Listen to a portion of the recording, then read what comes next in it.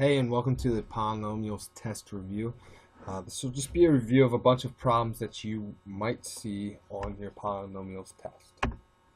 So our student objective is just to review polynomials and essential questions. How much do you remember?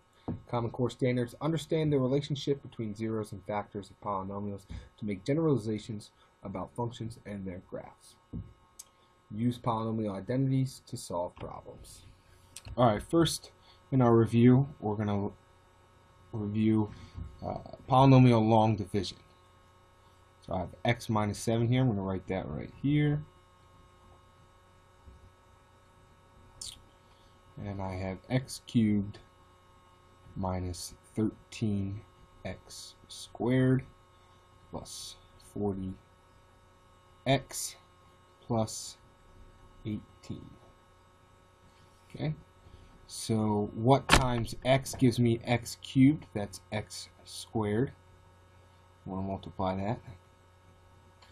I get x cubed minus 7x squared. X cubed minus x cubed is 0. Negative 13x squared minus a negative 7x squared is actually a negative 6x squared.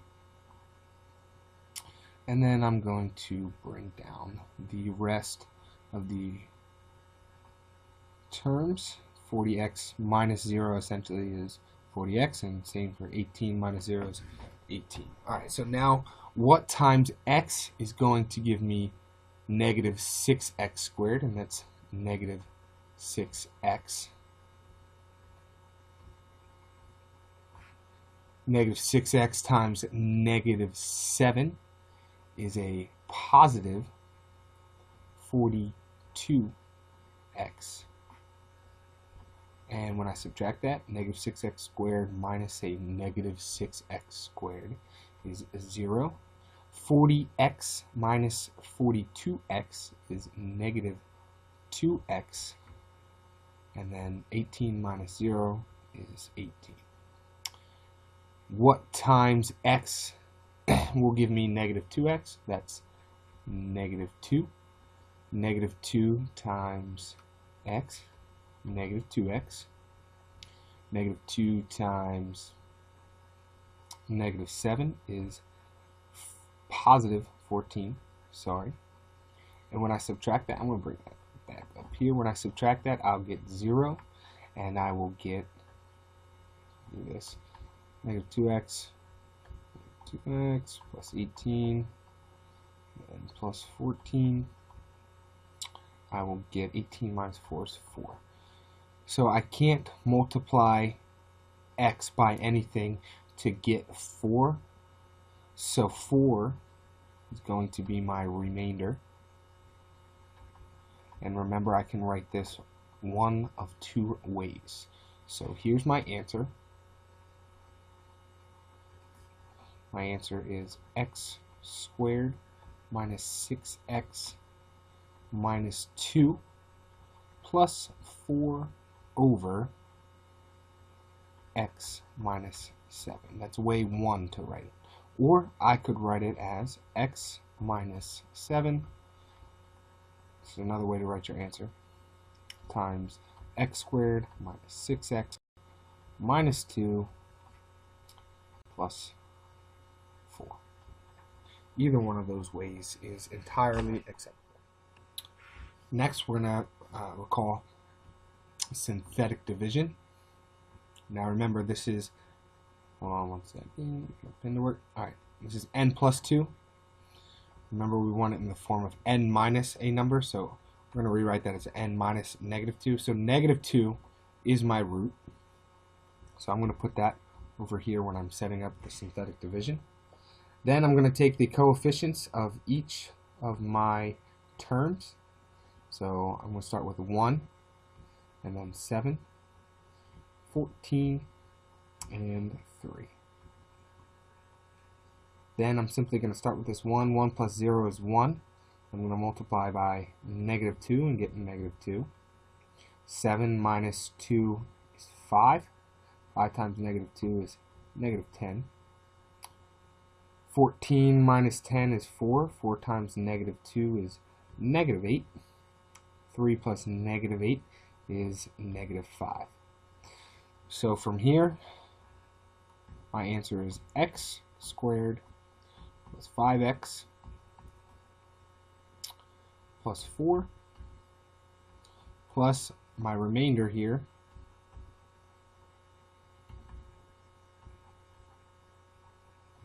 is 5. So plus 5 over n plus 2. That's one way to write it. Or I can write it as n plus 2 times, so these should be n's. It's my fault.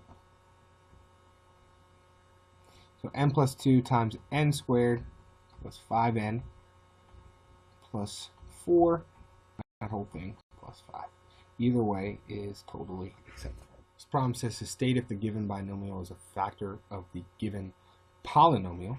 And a way to do that is to take the root of the factor, which in this case, it's always going to be the opposite. So for example, if we set p plus 5 equals 0, we get p equals negative 5. So now what I'm going to do is I'm going to substitute negative 5 into this polynomial that I'm given. Instead of dividing, this will be much simpler, and I can do this because of the remainder theorem. So I can do 5 to the 4th plus 6 times negative 5 to the 3rd plus 11 times negative 5 squared plus 29 times negative 5 minus 13. And that will equal my remainder, which I don't know what it is yet. When I multiply this all out and I add it all together, I get negative 8. So my remainder is negative 8. Now, because my remainder is negative 8, using the remainder theorem, I can say that p plus 5 is not a factor. Not a factor of this polynomial, because if it was, the remainder would be 0 and not 8. So because it has a remainder of negative 8, it is not a factor. For this problem, I am going to state the possible rational zeros for each function. And now remember, that's p over q, where p are factors of my constant term, and in this case my constant term is 64. Factors is 64, and my q, factors of my leading coefficient, which in this case is 1, x to the 6. So therefore my coefficient is 1. So factors of 64 are 1, 2, 4, 8, 16, 32, and 64. There's only one factor of 1, and that's going to be 1. So my possible rational zeros are 1 plus or minus 2, plus or minus 4, plus or minus 8, plus or minus 16, plus or minus 32, plus or minus 64. Now the reason why it's only these factors is because the only factors of the leading coefficient is 1. So if it was something else, it would be all these plus whatever this other factor would be, but there are no other factors. But I'm just letting you know that that's something else to watch out for if you did have a different factor for your q. So for this problem, state the opposite root if the following root, or if the following is a root of a polynomial. So the conjugate root says that if one conjugate is a root, then the opposite root or the conjugate of that root is also a root. So for this one, simply negative 2i. You might see something like 1 plus 3i. The opposite root for that would be 1 minus 3i. You might also see something with a radical 1 plus the square root of 2. The conjugate for that is 1 minus the square root of 2. For this polynomial, our directions are to state the possible number of positive and negative zeros for each function. So if I look at this, I start with my first term, positive 6, and then negative 4. There's a sign change, and no sign change in between x to the fourth and x to the third. Oh, here's another sign change and another sign change here. So possible number of positive roots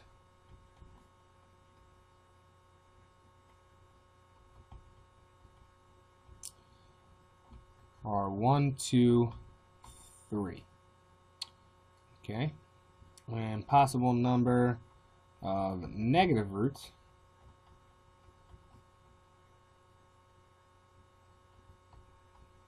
I can find that by plugging in for x a negative x instead. So if I plug in a negative x for my first one, I will get a negative 6x to the fifth minus a 4. So negative x to the fourth is going to be a positive x, so I'm going to have minus 4x to the fourth. A negative 63x cubed is going to become a positive 63x cubed because this exponent is odd. Okay, negative x squared is just going to be the same as negative x, or sorry, is going to be the same as x squared because that is an even exponent.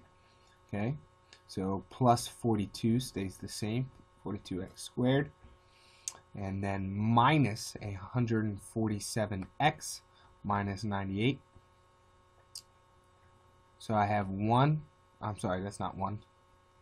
I have 1, and then I have 2. I only have 2 sign changes there, so the possible number of negative roots is 2. And that makes sense because if we look at our degree, there are only 5 roots. Alright, for this one, it says expand completely, so you see a binomial there. So you should automatically think binomial theorem. And so we're going to use a binomial theorem to expand this, and if you do, you should get 32x to the 15th. So that's 2 to the 5th and x cubed to the 5th plus 18x to the 12th plus 80x to the 9th plus 40x to the 6th plus 10x to the 3rd plus 1. For this problem, this type of problem, it says describe the end behavior of each function. This function has a degree that is even, so I know that the end behavior is going to match. It's going to do the same thing in the beginning as it does in the end, and since it is positive, I know it's going to be approaching positive infinity in the beginning, and it is going to approach positive infinity at the end as well. If it was negative, it would go down. If the degree was odd, then it would be opposite. If the degree was odd and positive, it would look something like this. And if the degree was odd and the leading coefficient was negative, it would look something like this.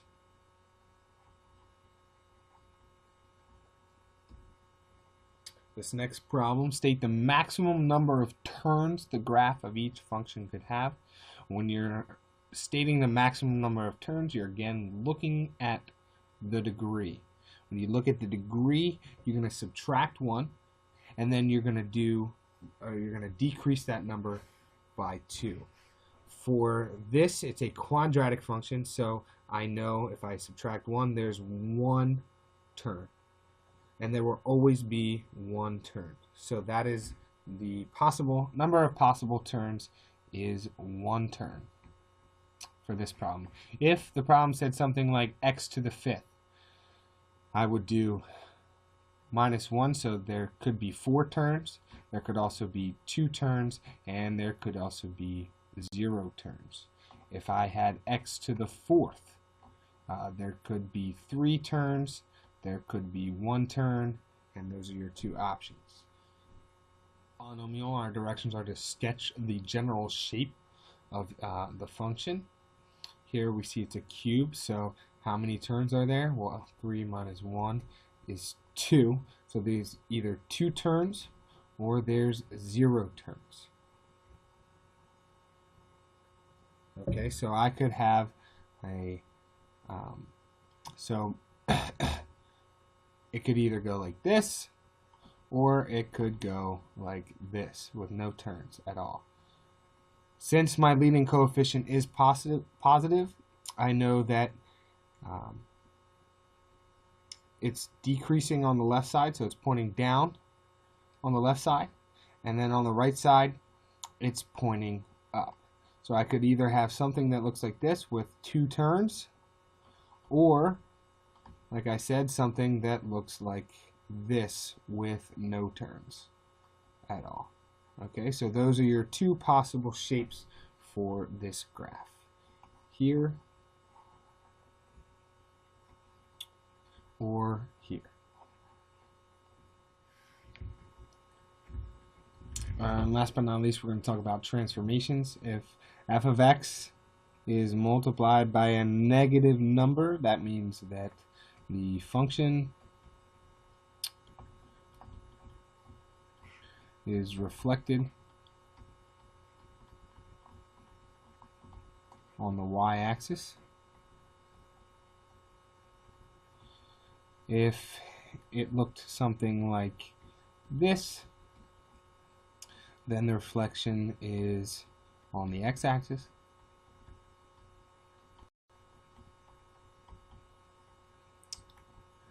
If the shift looked something like this, the function shifts up and down.